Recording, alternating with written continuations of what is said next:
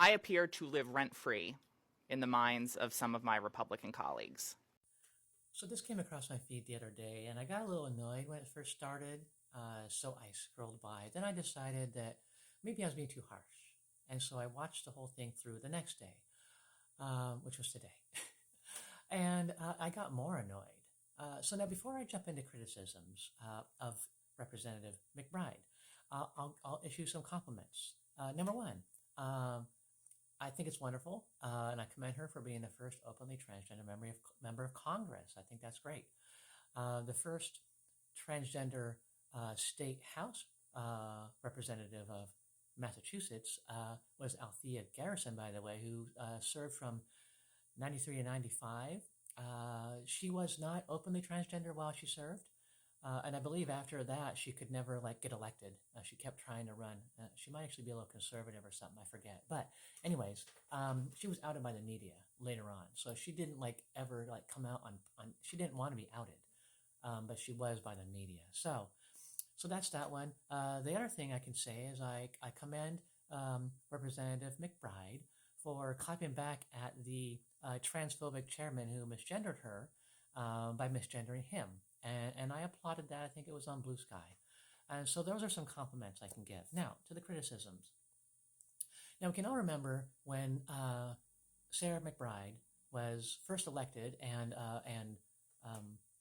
signed into Congress, whatever you call it. And then they did the bathroom ban. And in that situation, she centered herself. And she just said, yeah, I just accept whatever because I'm just here to serve the great state of Delaware. And that was just, it really was hurtful and upsetting and depressing for a lot of transgender people in this country.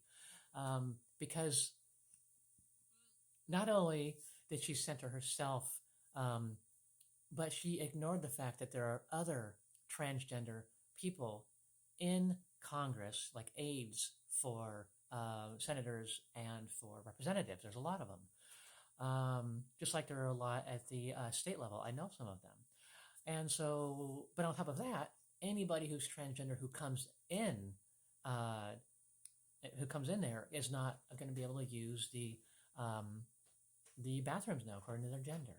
So it wasn't about her. It was about the community. So she lost an opportunity to elevate the issue to the national stage. She had some great background character energy there, which I criticized at the time. So now, fast forward to this clip. And you can watch the whole thing if you haven't already. She starts out by centering herself. And so I was like, okay, I'm going to watch it, and I'm going to see if maybe she leads into the attacks on the community.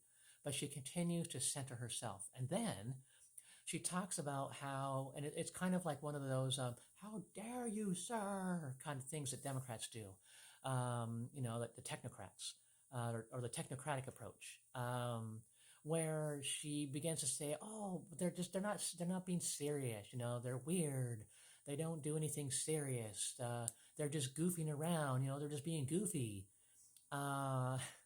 So, okay. And she also talks about that they're focused on culture wars. Well, that would have been okay, I don't know, 2016, maybe even 2020.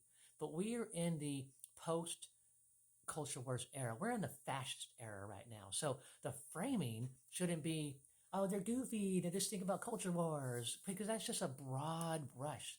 Once again, she's avoiding talking about specific things. Because here's the thing. A lot of people don't truly understand the extent to which Republicans are violently attacking queer people through trans people, which, of course, these attacks are leading to effects on other marginalized groups. So she missed an opportunity there. And what I would like to see, and what disappoints me, is that she always ends up seeming to center herself rather than taking the opportunity to speak out against the violence that is being perpetuated against our community. And it's just very disappointing. And I wish that she would do better.